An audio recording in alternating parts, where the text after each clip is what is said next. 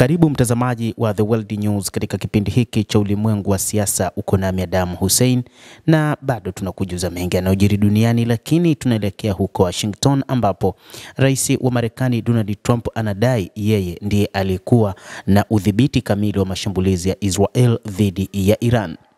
Katika vita vya siku 12 kati ya Israel na Iran, Rais wa Marekani Donald Trump anadai yeye ndiye alikuwa ameshikilia mpini kuhakikisha Israel inafanya mashambulizi dhidi ya Iran.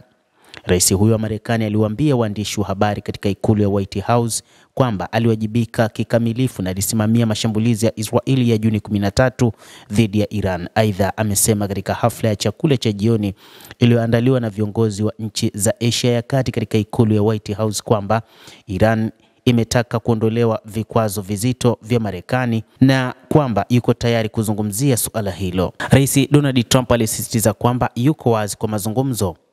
Trump aliwaambia waandishi wa habari katika ofisi ya Oval ya ikulu ya White House kwamba katika udhibiti kamili wakati Israel ilipokuwa ikifanyia mashambulizi Iran, yeye ndiye aliyetoa mwongozo kupitia majeshi yake ya Marekani, lakini pia kupitia ujasusi wa Mossad pamoja na ule wa nchini Marekani. Alielezea shambulizi la Israel kuwa kubwa na lenye nguvu na kusema uharibifu uliotokana katika shambulizi la kwanza ni zaidi ya mashambulizi yote yaliyofuata. Kauli ya Bwana Trump zinatofautiana kwa kiasi kikubwa na msimamo wa awali wa serikali ya Marekani kuhusu jukumu la nchi hiyo katika vita vya siku 12 kati ya Israel dhidi ya Iran. Hata hivyo, Iran ilitambua vyema kwamba ni Marekani ambayo wakati ikiandaa mazungumzo ya awamu ya 6 ya kutafuta suluhu juu ya nyuklia, ni Marekani ambayo ilishiriki kikamilifu katika kufanya mashambulizi katika vinu vya nyuklia vya Iran, lakini pia na maeneo mengine huko Tehran. Iran imekuwa ikisema mara kwa mara mashambulizi ya Israel dhidi ya Iran yalikuwa na uratibu kamili na maafisa wa Marekani. Katika siku ya kwanza shambulizi la kushtukiza la Israel, makamanda wengi pamoja na wanasayansi na wataalamu wa mpango wa nyuklia wa Iran waliuawa.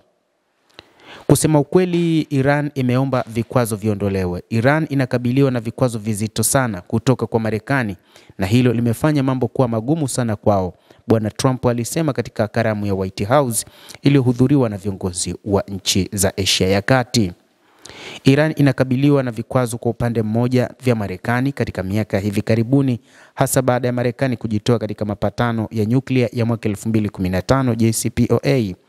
Lakini sasa kwa hatua ya serikali za Ulaya, vikwazo vya Umoja wa Mataifa dhidi ya Iran ambavyo vimekuwa vimesitishwa kwa takribani miaka 10 vimerejeshwa. Trump aliendelea kusema kwamba Iran wakati mmoja ilikuwa mnyanyasaji katika eneo la Mashariki ya Kati, lakini haina tena uwezo wa kupata silaha za nyuklia. Rais huyo wa Marekani amesema mara kwa mara kwamba mashambulizi ya hivi karibuni ya kijeshi yameharibu mpango wa nyuklia wa Iran. Hata hivyo, Iran na wakala wa kimataifa wa nishati atomiki bado hawajatoa makadirio sahihi ya uharibifu huo.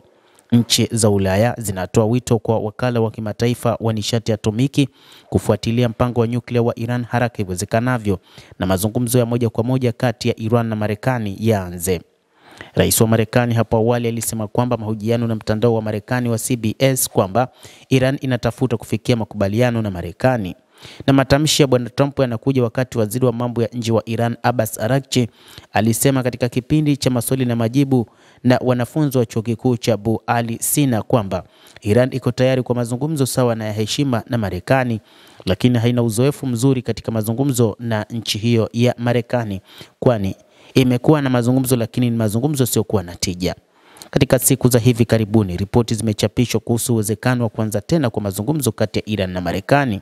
Licha ya kwamba kiongozi mkuu wa serikali ya Iran Ayatollah Al-Khamenei amesema lazima kuwe na baadhi ya mambo ambayo Marekani inapaswa kuyafuata, ikiwa ni pamoja na uaminifu. Oman ambayo imekuwa mwenyeji wa duru kadhaa za mazungumzo kati ya Iran na Marekani imetoa wito kwa pande zote kurejea katika meza ya mazungumzo. Lengo la mazungumzo haya limekuwa ni kufikia makubaliano mapya ya kupunguza shughuli za nyuklia za Iran na kukubadilisha ondolewa kwa vikwazo. Mtazamaji wa The World News, hayo ndio tuliokuwa nayo. Bila shaka nawe una nafasi ya kulike, una nafasi ya kucomment, kadhalika na kusubscribe channel yetu hii ili upate habari hizi kwa mapana kupitia The World News. Naitwa Adamu Hussein.